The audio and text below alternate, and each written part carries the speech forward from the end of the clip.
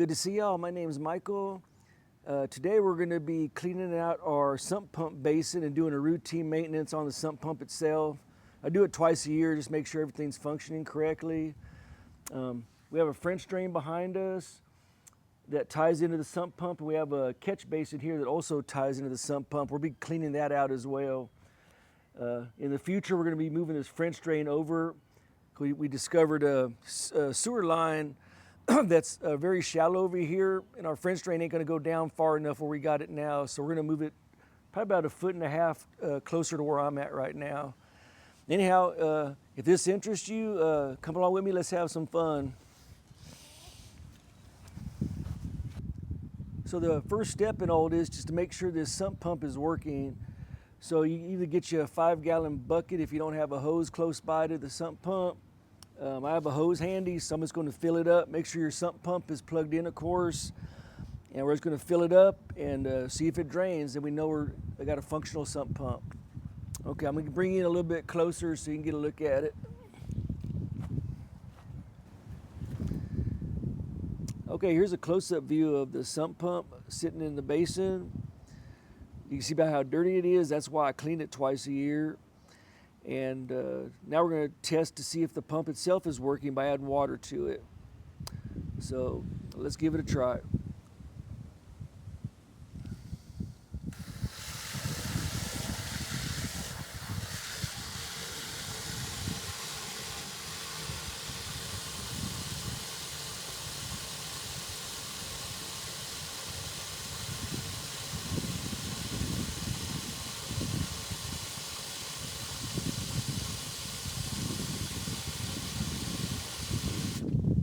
Okay, it kicked on. So now we're 100% sure that the sump pump is functional. A little helpful hint, a lot of these basins retain a little bit of water. You'll see when this pump kicks off, there'll still be about 1 inch of water down there left, maybe a 1/2 inch. That's basically, in my area, that's breeding ground for mosquitoes. So a little helpful hint, when it's mosquito season, I pull this thing off all the time and spray some Pam cooking spray down in there.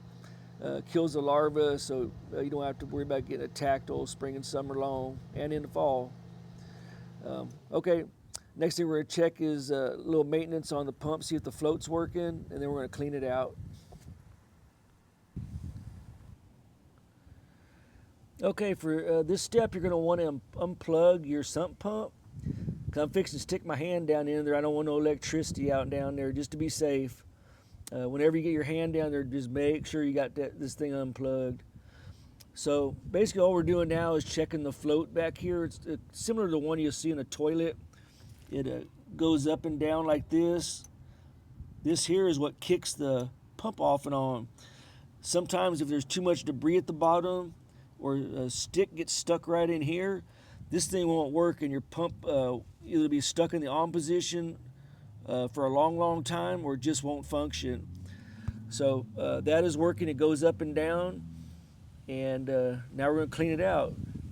Still keep it in mind, we're going to keep the electricity turned off on it. And so we got about 2 inches of water in the bottom of the basin here. Again, make sure your sump pump is unplugged for this stage also. You can use a wet vac to get the majority of that out of there.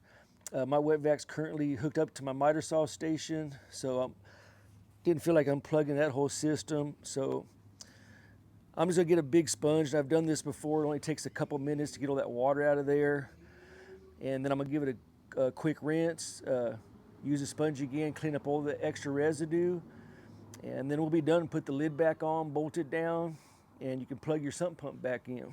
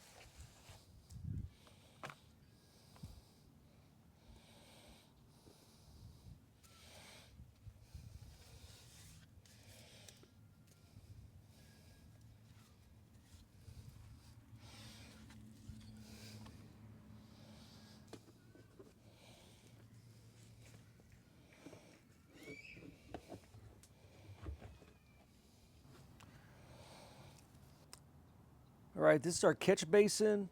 I already took the 2 screws out of here. We're gonna go ahead and clean it out the same way. Just get a sponge and clean it all out.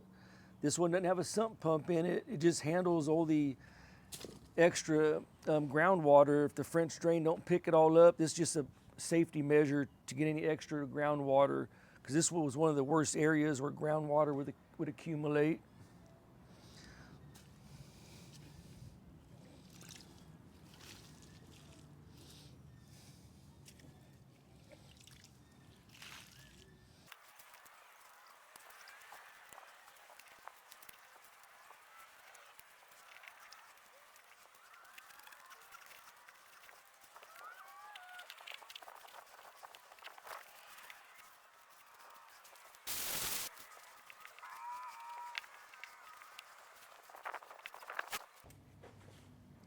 Okay, I moved the camera to the other side. This is called a catch basin. Basically, like I said, it handles all the extra groundwater that the French drain ain't gonna grab. Here's the pipe that leads into the sump pump, but it's about 3 inches above the bottom. So any bigger debris or heavier debris is gonna fall to the bottom and not run over to the sump pump where it could clog it up a lot easier. So this is a really handy thing to have. It protects the sump pump to some extent. And that's about it. Basically all you gotta do, clean your lid up here, put it back in place, and you're all done. Well, I hope this helped anyone who is considering cleaning out their sump pump and or catch basin. Love to hear a comment from y'all. As for me, I'm off to another project. We'll see you.